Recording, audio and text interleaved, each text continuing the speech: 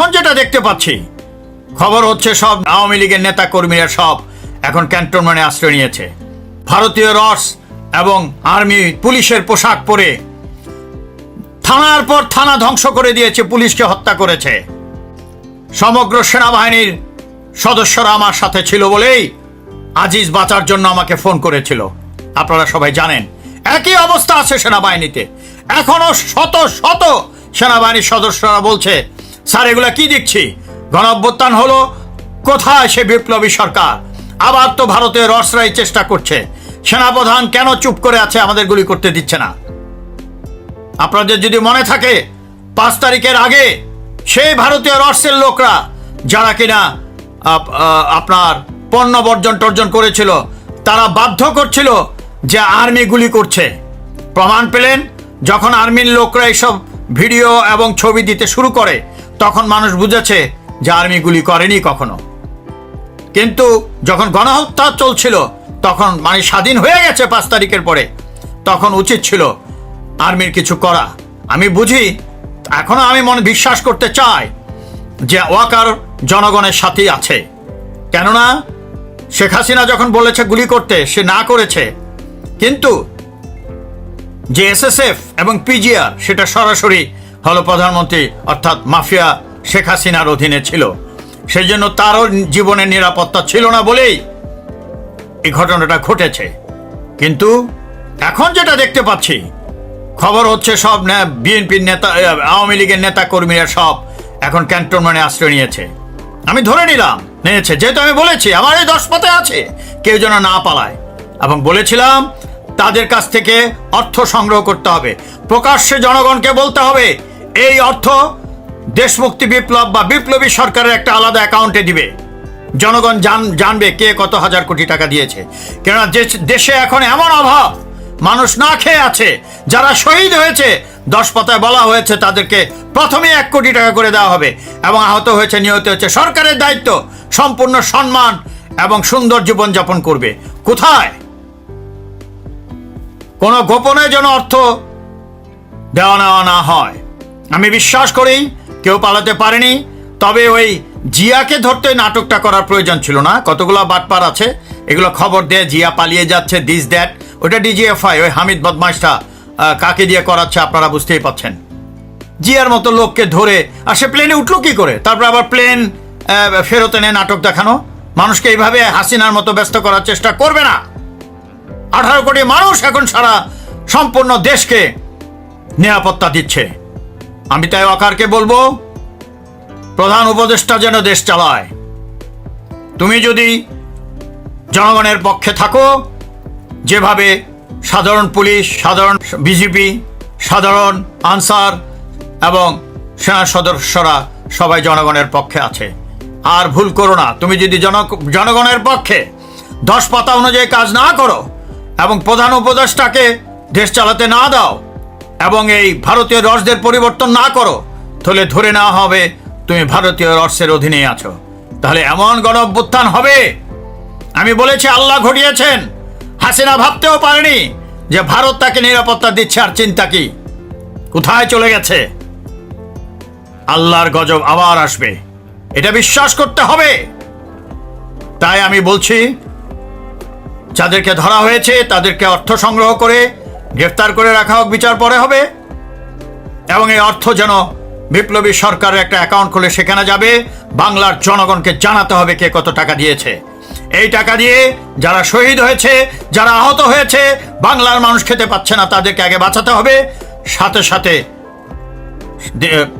নতুন সংবিধান রচিত হবে। তার কোনো আওয়াজই পাচ্ছি না আমি। Do not force me to call for the mass uprising once again. মানুষ চলে যায়নি, এখনো মাঠ ধরে আছে। আমি বিশ্বাস করি ওয়াকার, তুমি সেভাবেই কাজ করবে। আমি এখন 2টা ছোট্ট ভিডিও দেখাবো আপনাদেরকে। আপনারা ভাবতে পারবেন না যে এই ভিডিওতে এই পরিকল্পনার কথা। এটা প্রায় 1.5 ঘন্টার ভিডিও। তারপরে ভারতীয় পররাষ্ট্রমন্ত্রী তাদের সংসদে যেটা বলেছে, এটা হলো পলিটিকো আলদি সামবডি, ওই যে এটা পরিচালনা করছিল টকশোটা, সে বলছিল এটা 71 সনে হওয়া কথা ছিল, ইন্দিরা গান্ধী ফেল করেছে। যা আমি গত 5 বছর বক্তব্যে বলেছি যে ভারত এই দেশটাকে প্রদেশ করতে চায়।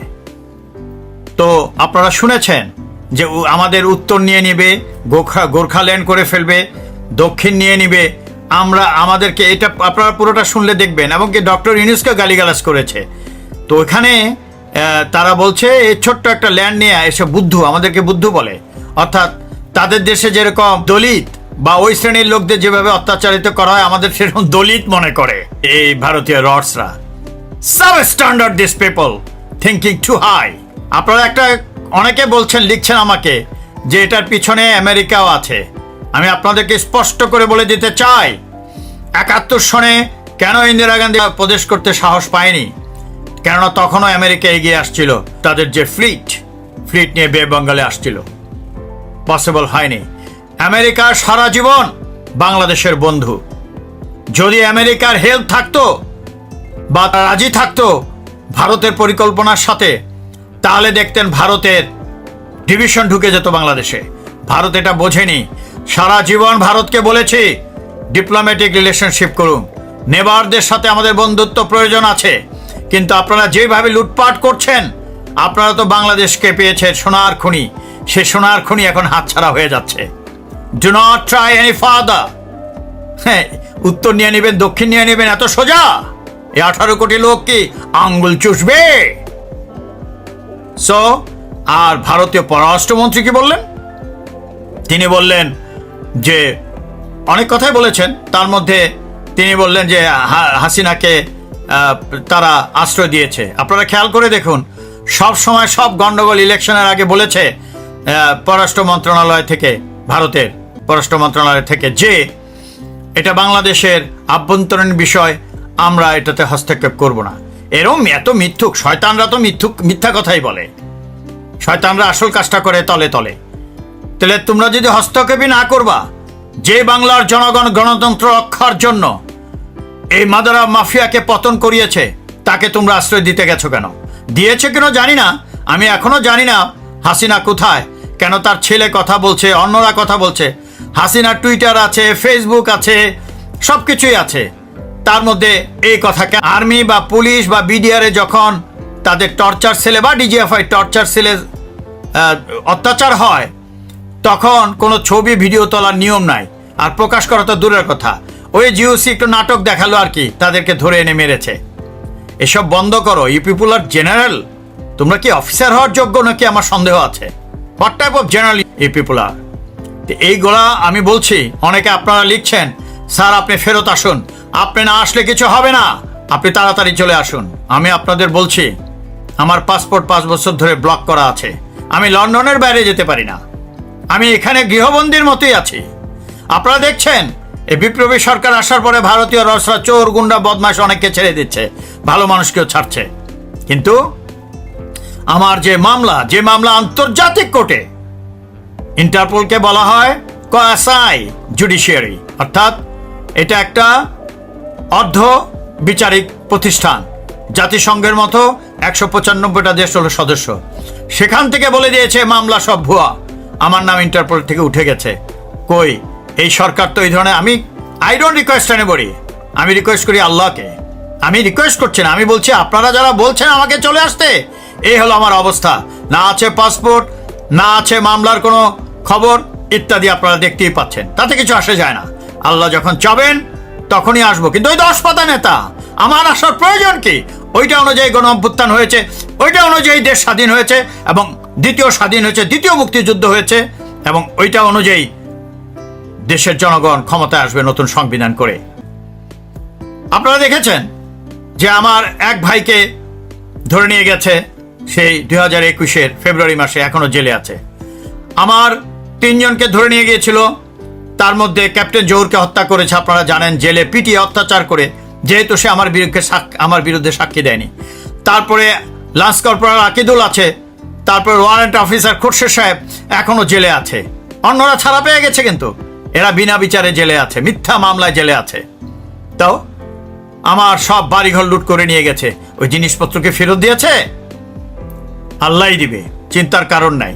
এসবের কোনো খবর নেই। আপনারা বলছেন, হ্যাঁ আমার একদম ছোট ভাই যা মনে করেছিলাম মারা গেছে, তাকে এই টর্চার সেল থেকে, যাকে আমরা বলি ডিজিএফআই আয়নাঘর, সেখান থেকে বের হয়েছে যখন আজমি স্যার এবং অন্যান্যরা বের হয়েছে।